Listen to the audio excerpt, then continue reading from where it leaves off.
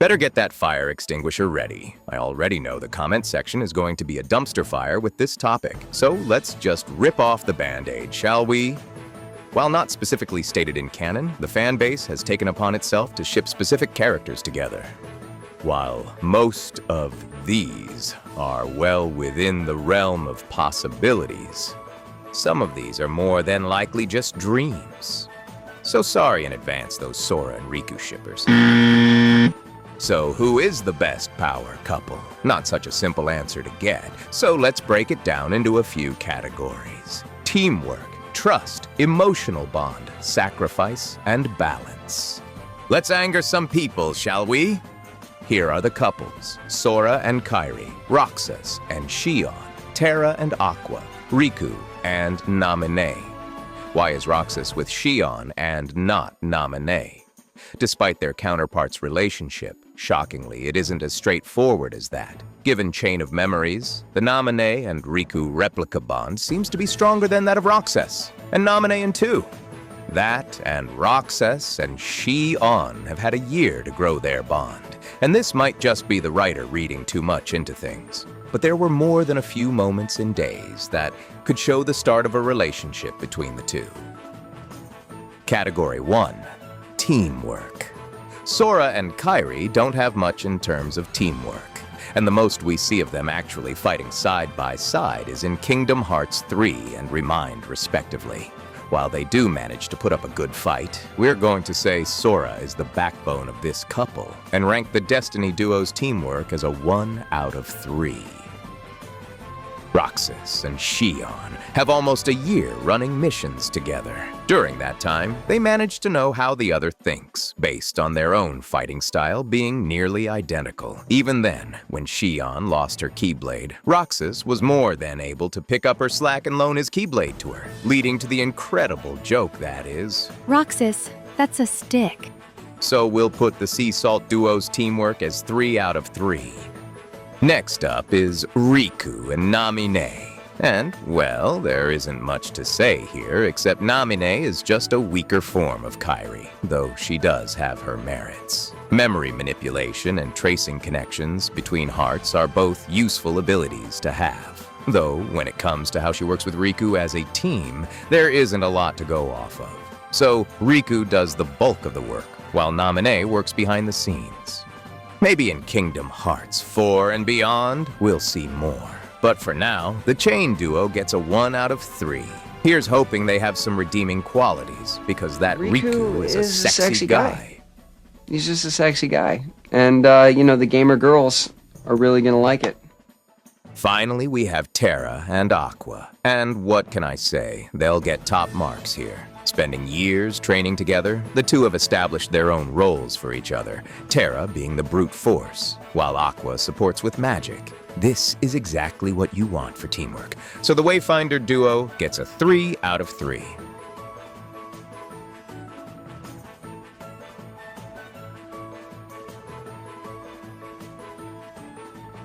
Trust, fall time! This should be easy. Sora and Kairi are top marks for trust. We have seen nothing but their trust for each other through the series. 3 out of 3. Roxas and Xion have a bit of history. While the two have trust in each other, it isn't without issues. By the end of days, Xion hides her deterioration and her role as a replica from Roxas as long as possible. Roxas, by the end of days, doesn't want to fight Xion, but she isn't giving him a choice, and the events leading up to it have him questioning her and their friendship overall. So they'll get at least a 2 out of 3. But hopefully we can see them more in action and building that trust up again in future installments. Riku and Naminé shockingly have good marks. Riku absolutely trusts Naminé with the protection and restoration of Sora's memories, while Naminé trusts Riku to keep the organization off her trail and bring Roxas to her to finish everything. So they'll get a 3 out of 3. Terra and Aqua are going parallel with Roxas and Xion here. The two have a lot of trust with each other, but thanks to the Mark of Mastery exam and the events to follow, their trust is shaken. Aqua trusts Terra, but ultimately she ends up keeping the truth from him, which strains their bond a bit. Not only that, but Terra already had self-doubt from accidentally tapping into the power of darkness. And instead of relying on Aqua to help him out, he ran straight into the arms of a crazy old bald guy. Way to go, you two. All you had to do was sit down and talk, and none of this would have happened. 2 out of 3.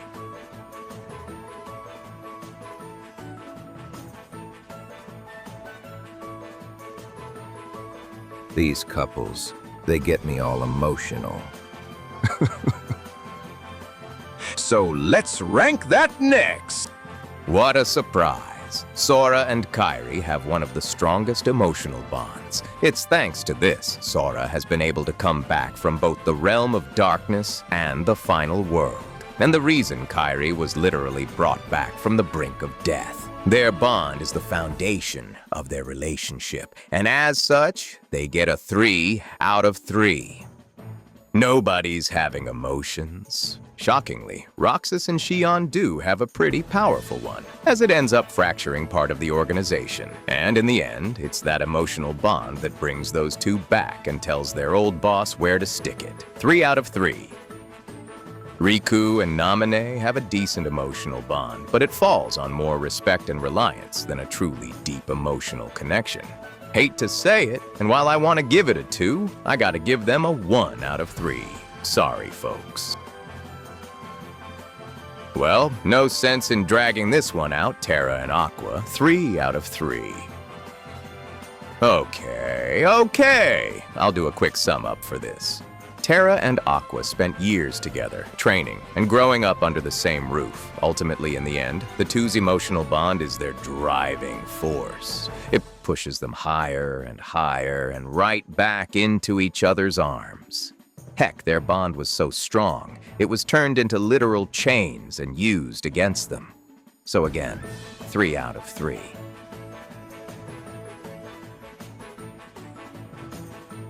Get that volcano ready, we got ourselves a sacrifice. So Sora tends to do this a lot, but I can't really say the same for Kairi. There was that one time she tried to protect Sora when he was in his heartless form in Kingdom Hearts 1, but every other time, it's been Sora, even down to being erased from existence to bring Kairi back in Remind. If there wasn't a single point where Kairi sacrificed herself, the Destiny duo would get a 1. But since there was at least the one time, they'll get a 2 out of 3. Roxas and Xion. Oh boy, no contest here. They'll get a 3 out of 3 from Xion's sacrifice to push Roxas forward against the organization and become whole again, as well as Roxas's sacrifice of his own freedom for her memory, even though he forgets her. And those are the big moments. They both had various times where they made sacrifices to each other during their stay in the organization. But the two that matter the most are Xion giving up her existence, while Roxas gave up his future.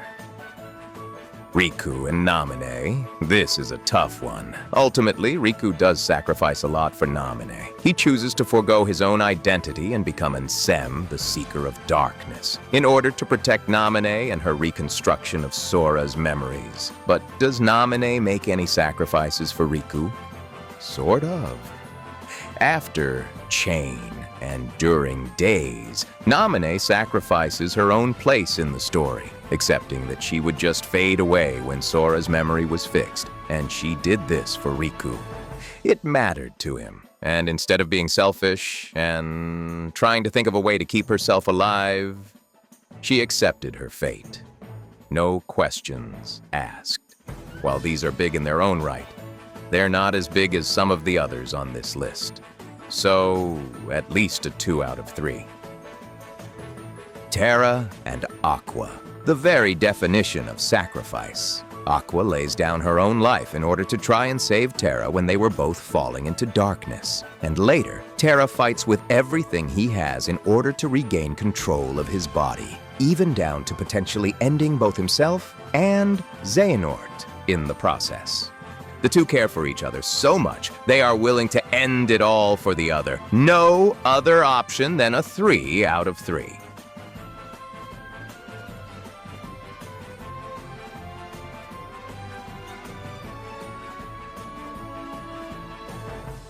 Now let's see how each couple stands on one leg. Wait, what do you mean that's not what this means? Ah, I see. That type of balance? Gotcha. Okay, so the balance of Sora and Kairi. While the bond is strong, the two don't have a lot of combat experience together. Sora is an all-round attacker, being able to switch from ground combos to air and magic on the fly, which should make Kairi the support, if she wasn't almost useless. Kairi herself is the problem here, and hopefully her studies under Aqua will make her a more equivalent fighter. But for now, the balance of these two is 1 out of 3.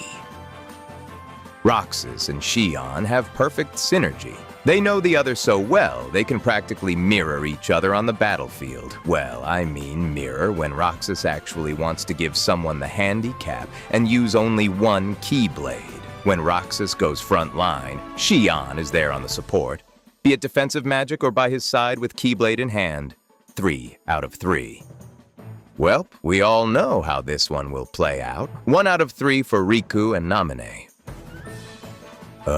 Fine. For clarification, Riku is fine as a fighter, but Naminé is worse than Kairi, as Kairi actually swings a Keyblade.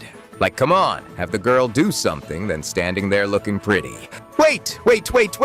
Writer idea. Unfortunately, it will surely have death threats sent to you, but ranking the girls of Kingdom Hearts. What? Terrible idea? Nah, you'll toy with the idea and eventually do it. Anyways, Terra and Aqua, I've stalled long enough. Yet another easy one on how it will play out, but I'll give a quick summary. Aqua is graceful with her attacks, magic, and defensive capabilities, while Terra, the big dumb he can hit hard, good. Okay, relax, Terra Simps. Terra is strong, and while not fast, he can take a beating and work as a good distraction to keep the enemy focused on him. He's a great tank, so the two on a team is a dream. 3 out of 3.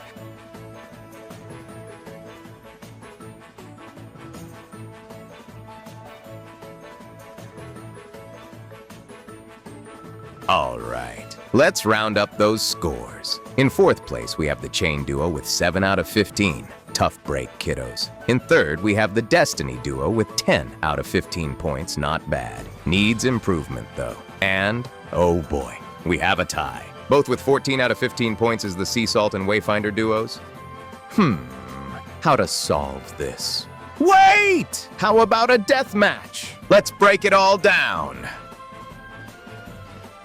So the fight will break down like this. Terra and Roxas will go at it. Aqua will try to support Terra, but Xion goes to take out Aqua. But why doesn't Xion support like Aqua? Because she knows Roxas can take a beating from Terra. Let's break that down even further with some examples. Roxas, at the end of days, quits the organization, runs a gauntlet of nobodies trying to leave the castle, then fights Saïx and beats him. Saïx is a powerhouse in his own right and could be an equivalent to Terra in terms of strength, but not in speed, as Saïx is faster.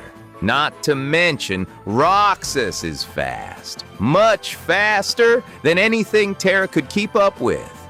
So Roxas takes out Terra. Xion would try to limit the amount of support Aqua could provide Terra by making Aqua focus on her instead. So can Aqua switch to offense when pushed? She could absolutely do so.